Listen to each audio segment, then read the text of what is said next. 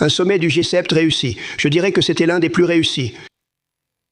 Et cette réunion n'aurait pas pu avoir lieu à un meilleur moment. Dimanche, nous avons conclu avec l'Iran un accord qui atteint tous nos objectifs et plus encore. Mettre fin au conflit actuel, rouvrir le détroit d'Ormuz et empêcher que l'Iran n'obtienne jamais une arme nucléaire. C'était de cela qu'il s'agissait. C'était environ 99%. L'Iran ne peut pas avoir d'arme nucléaire, ils ne peuvent pas la développer, ni l'acheter, ils ne doivent jamais avoir une arme nucléaire. En même temps que cette annonce a été faite, à ce moment-là, alors que les gens commençaient à penser que cela allait arriver, quand l'Iran faisait quelques déclarations très positives, le marché boursier a grimpé à des niveaux records, gagnant des milliers de points en très peu de temps. Des milliers de points. Et le pétrole chute comme jamais auparavant, vu les niveaux chiffrés qu'il avait atteints. Il a chuté de 7, il a chuté de 8. Ils n'ont jamais vu rien de tel. Mais si nous n'avions pas conclu cet accord, nous aurions pu larguer plus de bombes pendant encore 3 semaines, 2 semaines, 4 semaines, 2 ans. Vous n'auriez jamais eu l'horreur à découvert. Vous n'auriez jamais eu de succès. Votre marché, au lieu d'atteindre des niveaux que personne n'avait jamais vus auparavant, serait tombé à des niveaux que personne n'avait jamais vus auparavant. Peut-être, sauf en 1929 ou quelque chose comme ça. Alors, vous savez, tous les durs ignorent que ce n'était pas un accord de 3 mois. Cela a pris des années à construire. Vous savez pourquoi? Parce que c'est moi qui ai fini par tuer le général Soleimani. Si je n'avais pas tué le général Soleimani, nous ne parlerions sans doute pas de cet accord aujourd'hui. Parce qu'il était un génie fou, ils n'ont jamais réussi à le remplacer. Mais beaucoup de gens oublient que les durs, vous savez, les durs qui auraient mené le pays droit dans le gouffre. Les 2 derniers jours ont donné l'occasion de discuter des détails de cet accord historique avec beaucoup de nos amis et alliés les plus proches, y compris les nations du G7 et de nombreux présidents et premiers ministres. Comme vous l'avez vu, le Premier ministre Modi était ici. Nous avons eu une longue discussion. Il est formidable. Ils sont tous ravis que nous ayons conclu un accord. Il n'y a pas une seule nation qui soit venue nous voir et ait dit « S'il vous plaît, monsieur, continuez à leur lancer des bombes. S'il vous plaît, continuez à lancer des bombes. » Les gens stupides disent cela, mais je suis très heureux de vous informer. Et d'ailleurs, ces 2 derniers jours ont été brutaux. Les 200 millions en bombes. Et vous savez, cela finit aussi par coûter très cher. D'ailleurs, en plus de tout le reste. Ils savaient que je viendrais la 3e nuit. Nous l'avions annoncé. Ils n'avaient plus de marine. Elle avait coulé. Leur force aérienne était détruite. Pas un avion. Sans équipement anti-aérien, nous avions carte blanche. Ils n'avaient plus leurs dirigeants, mais il y a un nouveau groupe qui, je pense, est en fait plus intelligent. Je pense qu'ils sont très intelligents. Je pense qu'ils sont beaucoup moins radicalisés et je pense qu'ils sont vraiment très bons. Ils aiment vraiment beaucoup leur pays, vraiment. Vous savez, on parle de changement de régime, personne ne le dit, mais je pense que c'est ça. Regardez, leur premier groupe de dirigeants est déjà parti. Leur 2e groupe de dirigeants est aussi déjà parti. Le 3e groupe de leurs dirigeants est parti un peu. Mais en grande partie, et honnêtement, je pense que c'est un changement de régime. Je pense qu'ils vont agir différemment. Je pense qu'ils découvrent un mode de vie différent auquel ils n'avaient jamais été exposés. La seule chose que je ne voulais pas voir, c'était une catastrophe économique. Si vous aviez continué comme ça, cela aurait pu arriver. Mais je sais qu'à chaque fois qu'on parlait de la possibilité de paix, la bourse montait en flèche comme une fusée. Elle n'est jamais tombée. Ils n'ont pas aimé. Les gens, vous savez, la bourse est plus brillante que n'importe quelle personne qui existe, y compris les personnes sur cette scène, sauf moi, bien sûr. Voyons voir, je ne sais pas. Qu'en penses-tu, Scott? La bourse est-elle plus brillante que toi? Non, monsieur. C'est une déclaration terrible. Très bien, la bourse est plutôt brillante. Et chaque fois que nous disions quelque chose d'incroyable comme « nous allons parvenir à un accord », il montait. Et chaque fois que nous disions quelque chose de négatif du genre « devine quoi, nous n'allons même pas réussir à trouver un accord », il chutait beaucoup, Pierre. Très très grand, ça te dit quelque chose. Et tu sais, j'ai étudié les présidents, certains bons, certains mauvais, certains grands. Peu sont vraiment grands et certains sont vraiment très mauvais. Nous avons eu de bons présidents récemment et le seul président que je ne voulais pas être était le défunt et grand Herbert Hoover. Je ne voulais pas ça, et qui sait ce qui se serait passé, mais de mauvaises choses arrivent. Alors, ces derniers jours ont offert l'occasion de discuter des détails de l'accord avec nos amis et alliés les plus proches, les chefs d'État. Ils étaient tous ici, beaucoup d'entre eux, bien plus que 7, comme tu le sais, beaucoup d'entre eux. Et ils ont publié une déclaration, je pense que le président Macron, qui a fait un excellent travail, d'ailleurs, je suis vraiment fan de lui et de Brigitte, ils ont fait un excellent travail. Mais ils ont tous publié des déclarations disant qu'ils adorent cet accord parce qu'ils veulent voir cela se terminer. Et ils adorent le fait que le détroit d'Ormuz, n'oubliez pas, si nous devions lancer des bombes, disons que nous voulions 1 mois de plus, 2 ou 3 mois de plus, peut-être quelques semaines, cela pourrait durer 3 mois de plus, peu importe. Ce que vous avez qui peut être rien, mais que vous n'avez pas encore. Le détroit ne sera jamais ouvert parce que les personnes qui possèdent des navires valant $1 milliard, des navires qui coûtent $1 milliard, n'aiment pas naviguer avec ces navires ni faire participer leurs navires. Quand vous remontez la côte et traversez le détroit, alors qu'il y a des roquettes qui volent au-dessus de votre tête, ils veulent protéger leur investissement de plusieurs milliards de dollars. Vous seriez sans pétrole pendant peut-être des années. Ce sont des gens stupides. Personne n'a été plus dur que moi. Personne n'a attaqué Soleimani. Quand je l'ai frappé, beaucoup ont dit que c'était le plus grand événement au Moyen-Orient depuis 50 ans. Il était le chef de l'Iran et peu respecté, mais c'était un génie fou. C'était un génie, le père des bombes artisanales en bord de route. Et puis, quand tu vois des jeunes, et dans certains cas des femmes, mais surtout des hommes, se promener sans jambes, sans bras, avec le visage en morceaux, c'est ce que Soleimani, 95%, 96,2 disent, ou quelque chose comme ça. 95% c'était Soleimani. Il venait d'Iran et je l'ai fait exploser. Tu t'en souviens? Je l'ai fait exploser dans la vallée de la mort. Il est descendu de l'avion et on l'a suivi. Et pour être tout à fait franc, parce qu'ils ont été merveilleux avec moi, Israël, mais ils ne voulaient pas faire cette attaque. Ils étaient totalement prêts. La veille de l'attaque, ils m'ont informé qu'ils ne voulaient pas le faire. Alors j'ai dû prendre une décision. J'ai pris la décision de le faire, mais c'était une co-entreprise, comme on dit dans l'immobilier, c'était une co-entreprise entre Israël et nous. Nous avons étudié cela des mois. Nous savions presque 1 mois à l'avance dans quel avion il serait. Il voyageait seulement dans de grands avions commerciaux remplis, car il savait que nous ne l'abattrions pas. Il était très intelligent. Mais nous savions qu'il serait dans cet avion et nous le suivions. Et puis Israël m'a informé qu'il n'allait pas le faire. J'ai dû prendre une décision. J'avais des généraux très compétents, pas ceux de la télévision. Et je veux aussi remercier Pete Hegseth et le général Raisin Kane, qui est incroyable. D'accord, ces gars-là sont incroyables, ils ne pourraient pas être meilleurs. Mais j'avais de bons généraux et je lui ai dit, eh bien si Israël ne va pas le faire, nous sommes déjà prêts. On le fait, tu veux le faire ou pas? Il a dit, monsieur, si vous voulez le faire, on peut le faire. Comment? Eh bien nous allons le faire aussi bien, ou même mieux, nous-mêmes, nous n'avons besoin de personne. Alors nous avons éliminé Salomon. L'un des plus grands événements qui ait jamais eu lieu au Moyen-Orient, peut-être de tous les temps, mais on dit 50 ans, on dit 100 ans. J'y étais. Le Premier ministre pakistanais a dit que c'était peut-être le plus grand événement qui se soit jamais produit. Islam, personne ne pouvait y croire. C'est là que tout a commencé. Ça n'a pas commencé il y a 3, 4 ou 5 semaines. Et Obama ne ferait pas ça. Ce qu'Obama a fait, c'est le JCPOA. Il a chargé un avion avec les 1000 et 1700 000 et a transporté de l'argent liquide en billets verts provenant de banques de tout Washington, du Maryland et de la Virginie. Ils étaient sans argent et incapables de payer la paie. Tout cela a été mis dans un Boeing 757, un avion magnifique.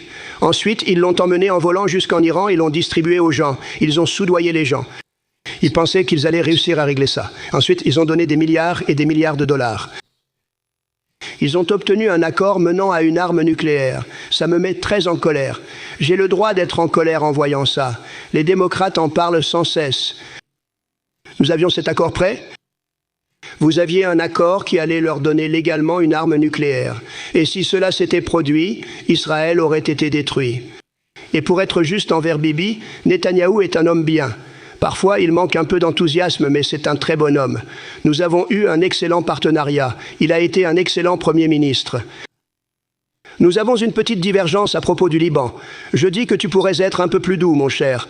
Tu n'as pas besoin de démolir un immeuble à chaque fois que quelqu'un y entre. Et ça, c'est le Hezbollah. Partenariat incroyable. Il dira que nous sommes le grand et lui le petit partenaire, ce qui est vrai. Alors il est venu dans le pays et a supplié le président Barack Hussein Obama de ne pas concrétiser le JCPOA. Il a dit que cela pourrait être la fin d'Israël et ça l'aurait été si je n'étais pas venu tout seul. Et Obama ne l'a pas écouté. Bibi, en fait, est allé au Congrès et les a suppliés, mais n'a abouti à rien. Et ils avaient cet accord horrible qui était vraiment terrible pour Israël. Vraiment terrible pour Israël. Et c'est ainsi que cela s'est passé.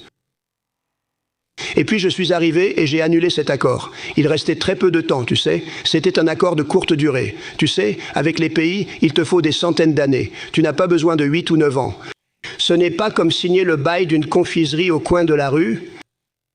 Tu as besoin de siècles. C'était un bail de courte durée. Il a expiré il y a longtemps. Si j'avais laissé faire, ça aurait expiré et tu ne serais pas là, ni beaucoup d'autres. Israël et sans doute tout le Moyen-Orient auraient été éliminés. Tu as vu que tout le monde a été choqué par ces missiles. Ils visaient différents endroits. Qatar, Arabie Saoudite, Émirats Arabes Unis, réfléchis bien à ça. Bahreïn, Koweït. Ils ont été touchés. Personne ne pensait que cela arriverait, même moi. Je ne pensais pas que cela arriverait, eux non plus. Ils allaient éliminer tout le Moyen-Orient, y compris Israël. Et s'ils avaient eu une arme nucléaire, ils l'auraient utilisée quelques instants après l'avoir obtenue. Alors, je leur ai rendu la tâche très difficile quand j'ai mis fin à la catastrophe de Barack Hussein Obama. Le JCPOA, l'un des pires accords, l'ALENA était peut-être pire, mais celui-ci était pire économiquement. Cet accord était vraiment dangereux. Il leur a tout donné, y compris beaucoup d'argent, ce que nous ne donnons pas d'ailleurs. En cas de doute, nous allons vous distribuer ceci pour que vous puissiez le lire. Et c'est un protocole d'accord. Si cela n'est pas conclu dans 60 jours, très bien, nous recommencerons à bombarder. Vous savez, je ne veux pas faire ça parce que c'est tellement bien. Peut-être faudra-t-il le faire, car nous n'autoriserons jamais qu'ils aient l'arme nucléaire. Mais ils ont accepté de ne pas le faire, comme cela apparaît clairement dans l'accord. Alors, la deuxième phase était qu'ils produisaient ou enrichissaient du matériau, comme on dit. Moi, j'appelle ça de la poussière nucléaire. Ils enrichissaient le matériau sous des montagnes de granit. Le granit, pour ceux qui ne travaillent pas dans le secteur de la construction, est une pierre très solide, la plus solide. Ce n'est pas aussi beau que le marbre, mais c'est plus solide. C'est beaucoup plus résistant, c'est vraiment plus résistant. Comme le nouveau granit que j'ai installé dans l'escalier de la Maison Blanche qui mène jusqu'au salon ovale en granit noir. Il est classé pour 1 million d'années ou plus. Aucun marbre n'a une telle classification. Le marbre est donné pour 100 ans en extérieur. Donc ce sont des montagnes de granit. Et les B2 sont venus et ont frappé ces conduits de ventilation dans l'obscurité à 1 heure du matin, sans lune. Ils avaient des faisceaux très hauts partout. Ces gars-là ont vraiment bien travaillé. Ensuite, ils ont été critiqués par des médias comme CNN pour ne pas avoir causé autant de dégâts. Les dégâts étaient bien plus graves. Les montagnes se sont effondrées au-dessus de tout. Personne ne pourra récupérer ça avant longtemps, sauf si on le veut vraiment. On y arrivera, mais seulement nous le pouvons. On dit que la Chine a l'équipement pour y parvenir, et que nous aussi, nous avons l'équipement pour y parvenir. En réalité, ce n'est pas précieux ni de grande valeur. Mais nous voulons le récupérer pour des raisons psychologiques et personne n'y touche. Nous avons aussi des caméras. C'est la force spatiale. Nous avons les meilleurs. Nous avons la plus grande armée du monde. Mais je suis fier d'avoir créé la force spatiale. Des caméras de la force spatiale sont à chaque porte. D'ailleurs, il n'y a plus de portes. Elles ont presque toutes été détruites. Mais dans chaque zone de cela, si quelqu'un entre et porte un badge avec son nom, genre Mohamed quelque chose, ce qui est à peu près une chance sur 2, Mohamed quelque chose, ils savent dire le nom. Ils peuvent te donner le numéro de série. On voit les choses. Tu ne croirais pas à la qualité de ce qu'on a. C'est pour ça qu'on a eu autant de succès. C'est pour ça que notre blocus restera dans l'histoire comme quelque chose d'incroyable. Personne n'a jamais vu un blocus comme ça. Un blocus comme ça. C'est comme un mur d'acier. Alors ce qui s'est passé, c'est qu'on a mis fin à ça. Et j'appelle ça de la poussière nucléaire. Et ça a été la fin de cette histoire. Mais si on n'avait pas frappé ça avec les bombardiers B-2, ou si ça n'avait pas marché, ils auraient eu une arme nucléaire, une bombe nucléaire à un niveau très élevé. Pas le plus haut, mais un niveau très élevé. Nous possédons de bien plus grandes, mais espérons ne jamais les utiliser. Nous avons la plus grande, la Russie la deuxième. La Chine est bien plus en retard, mais elle finira par rattraper. Malheureusement, vous savez, ils y arrivent, mais nous avons le plus grand. Nous avons le plus puissant, mais nous avons aussi le plus grand de tous. Mais la Russie n'est pas très loin derrière. Et ensuite vient la Chine en troisième. Mais ils vont y arriver. Dans 5 ans, probablement, ils seront au même niveau. Et nous devrions conclure un accord de dénucléarisation. Ce serait tellement bien. Nous n'avons pas besoin de tout ça. Nous n'avons pas besoin d'être capables de faire exploser le monde entier environ 300 fois de suite. C'est terrible. Si nous pouvions conclure un accord de dénucléarisation, j'aimerais beaucoup. L'un des deux y est très disposé, je vous assure. Mais l'autre est moins disposé, et il faut que tout le monde soit d'accord. Donc l'accord que nous avons conclu avec l'Iran dimanche sera signé très bientôt. Demain, peut-être le jour suivant. Merci. Sujet, accord. Ma vie tourne autour d'eux. J'ai toujours conclu des accords et des choses un peu folles en découlent. J'ai déjà eu des accords où c'est pratiquement garanti. Pas question, ça ne peut pas être signé. Et il ne finit pas par être signé. J'ai déjà participé à des négociations sans aucune chance de conclure, mais tout se passe normalement. Nous signerons probablement un accord, car ils le souhaitent. Et ils agissent de manière assez appropriée. Ils ont subi 2 gros coups la semaine dernière. Ce furent vraiment 2 très gros coups. Donc le plus important, c'est que l'Iran a accepté de ne ni produire ni acquérir une arme nucléaire. Ne pas produire. À l'origine, il déclarait ne pas vouloir développer d'armes nucléaires. Certains trouvaient cela suffisant, mais d'autres, à raison, n'étaient pas d'accord. Je n'aimais pas quand certains disaient qu'ils ne développeraient pas. J'ai demandé, et s'ils achètent, je ne sais pas, c'est risqué si quelqu'un vend. Parce que quiconque leur vendrait une arme nucléaire serait aussi frappé par une bombe nucléaire. S'ils vendaient une arme nucléaire, seuls quelques-uns pourraient le faire, ils seraient frappés par une attaque nucléaire. Ce pays ne survivrait pas longtemps. Donc, c'est quelque chose de très dangereux à faire pour n'importe qui. Mais je voulais que ce soit bien clair. Donc, c'est développer, obtenir, acheter, acquérir n'importe quel type de chose. Vous le verrez dans l'accord qu'il est normal de le rendre public. Nous en avons d'ailleurs envoyé une copie à Israël. Ils ont été un bon partenaire. Je pense néanmoins qu'ils pourraient de mieux faire concernant le Hezbollah. Ils pensaient ne jamais être attrapés car nous ne bombardions pas à l'heure du petit déjeuner. Mais nous avons bombardé. Ils étaient 88 en tout, et je n'en suis pas fier. Mais le deuxième groupe est entré, et ils étaient aussi très peu raisonnables. Et ils étaient déjà partis. Le troisième groupe, nous les gérons. Certaines ont quitté la planète, mais nous avons géré. Encore une fois, elles se sont bien comportées. J'ai déjà connu des situations plus simples. J'en ai eu des plus faciles. Ils sont coriaces et intelligents. Le trafic maritime dans le détroit d'Ormuz a déjà augmenté de façon assez substantielle et le flux normal d'énergie reprendra à nouveau dans les prochains jours. Et des milliers de milliards de dollars seront gagnés dans le monde. Et je crois que le marché boursier continuera de monter. La seule différence, c'est qu'il y a un acteur qui est très volatile, très dur, très intelligent, franchement. Vous savez, ils ont d'une certaine manière une culture primitive, mais c'est aussi une culture primitive géniale. Ce sont des gens très intelligents, de très bons négociateurs, mais nous le sommes aussi. Alors, au lieu de peut-être entrer dans une dépression, au lieu d'avoir Herbert Hoover comme président préféré, j'ai toujours été celui que je ne voulais pas être, en aucune façon. Je n'aurais pas préféré Nixon. Je n'aurais pas préféré, beaucoup d'autres non plus, mais celui auquel je pensais toujours, Herbert Hoover. Et c'est lui qui a causé cela. Il a augmenté les impôts trop vite et il a augmenté les taux d'intérêt trop vite, tout en même temps, et cela a provoqué la Grande Dépression. Je pense ne pas commettre ces erreurs. Je baisse les impôts, pas l'inverse. Nous venons d'accorder la plus grande réduction d'impôts de l'histoire de notre pays. Alors, nous allons travailler en parallèle avec les nations du Golfe pour traiter des questions non nucléaires comme les missiles balistiques conventionnels dont nous allons parler, ainsi que du soutien. Ils doivent en avoir car d'autres en ont. Vous devez en avoir. Quelqu'un a dit qu'il ne fallait pas leur en donner. Je connais et j'apprécie certains, mais je ne pense pas. Je ne pense pas qu'elles soient intelligentes, monsieur. Vous ne devriez pas leur donner de missiles. J'ai dit, eh bien que faire? Je vais laisser l'Arabie Saoudite avoir des missiles, mais pas eux. Oui, monsieur. Non, ça ne marche pas comme ça. Vous savez, ça ne marche pas comme ça. Et les missiles ne sont pas le problème. Les missiles, eux, touchent une petite zone, mais ils ne font pas exploser la planète. Alors, les nations du Golfe aborderont les questions non nucléaires, car nous parlerons des missiles balistiques et nous parlerons aussi des représentants terroristes qu'ils ont, ce que nous ne voulons pas voir arriver.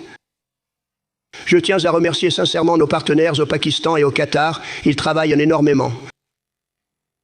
Et ils le connaissaient peu dans le cas du Pakistan, bien. Dans le cas du Qatar, ils étaient un peu en désaccord.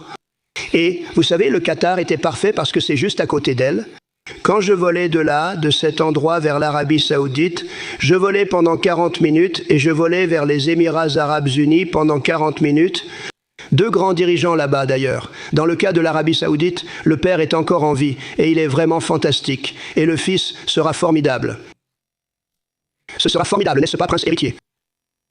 Mohamed, des Émirats Arabes Unis, est un guerrier incroyable. Il a lancé une bombe la semaine dernière. Et j'ai dit, qui diable lance toutes ces bombes?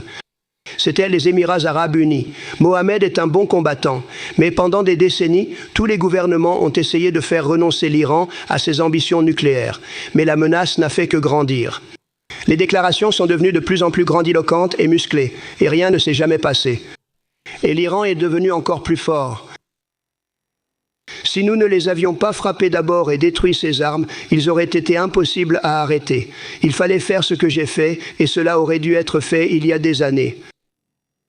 Ça aurait été plus facile, avec moins de puissance de feu. Mais ça n'a pas été le cas. Et encore une fois, je veux remercier tous ces pays, Israël et Bibi Netanyahou. Donc, bien sûr, cette avancée n'aurait pas été possible sans la pression sans précédent que les États-Unis ont exercée sur le régime au cours des 18 derniers mois. Mais encore une fois, cela a commencé il y a longtemps. Cela a commencé avec la mort de Soleimani. C'était important. Aucun président dans l'histoire n'a été plus dur avec l'Iran que moi, et ils le savent. Par ailleurs, s'ils ne respectent pas l'accord ou si certains points ne sont pas mentionnés, il s'agit d'un protocole. Mais nous avons un accord sur certains sujets, même sans écrit. S'ils ne respectent pas, nous recommencerons sûrement à les bombarder jusqu'à ce qu'ils le respectent. C'est incroyable ce que font les bombes. Alors, je dis ceci. L'accord d'Obama était une sorte de route qui menait à une arme nucléaire. Et on peut dire que l'accord de Trump était comme un mur contre une arme nucléaire, à travers lequel cette arme nucléaire ne pourrait pas passer. Personne ne va passer par là. Nous avons construit un mur. Il ne l'auraient pas. Et c'est ce que nous avons maintenant. Et il dit très clairement la clause la plus importante pour moi aussi. Numéro, le détroit s'ouvre. Mais cela est beaucoup moins important que l'autre clause. La clause numéro, peu importe laquelle, 5, 8... C'est une déclaration très forte disant qu'ils n'auront jamais d'armes nucléaires, et ça ne dit pas qu'ils en auront une dans 5 ans, ou 10 ans, ou 20 ans. Avec Obama, ils ont réussi à enrichir d'une manière beaucoup plus rapide. Cet accord donne maintenant à l'Iran une opportunité historique s'ils suivent la voie de coopération que nous avons ouverte pour leur pays. Eh bien, maintenant, j'ai une chance de survivre. Pensez-y, vous savez, ils ont 91 millions de personnes. Les gens veulent que je bombarde les ponts. Pourquoi je ne bombarde pas? Je l'ai déjà fait. Parce que, vous savez, ils sont revenus sur une promesse et j'ai bombardé leur plus grand pont, un peu comme le George. C'était vraiment le pont George Washington de l'Iran. Mais nous avons bombardé ce pont, vous avez vu ça. Attaque rapide de F-22, l'avion de chasse le plus beau jamais construit d'ailleurs. En fait, nous en commandons quelques-uns de plus. Nous le remettons en service parce qu'il est tellement efficace. C'est incroyable, c'est incroyable. Regardez, nous avons la plus grande armée du monde. Ces bombardiers B-2 sont incroyables. Qui aurait cru qu'ils réussiraient? Chacun en avait 2 pour ce long vol, mais ils ont transporté 3 des plus grandes et lourdes bombes, des centaines de milliers de livres, et les ont manipulées sans difficulté. Incroyable. De plus, ils étaient indétectables et ont volé jusqu'en Iran sans être repérés. Pensez-y, complètement sans être détectés. Maintenant, l'Iran les attend. Ils les attendent, et ils ne les ont jamais vus. Jamais vus à 1 heure du matin. Ils sont furtifs. Et nous venons d'en commander 22 de plus. La version récente, améliorée, me paraît meilleure. Je ne sais pas comment diable on peut faire mieux, mais comme je l'ai exprimé aux dirigeants mondiaux ici cette semaine, j'espère que l'accord de paix sera le début d'un accord beaucoup plus vaste partout.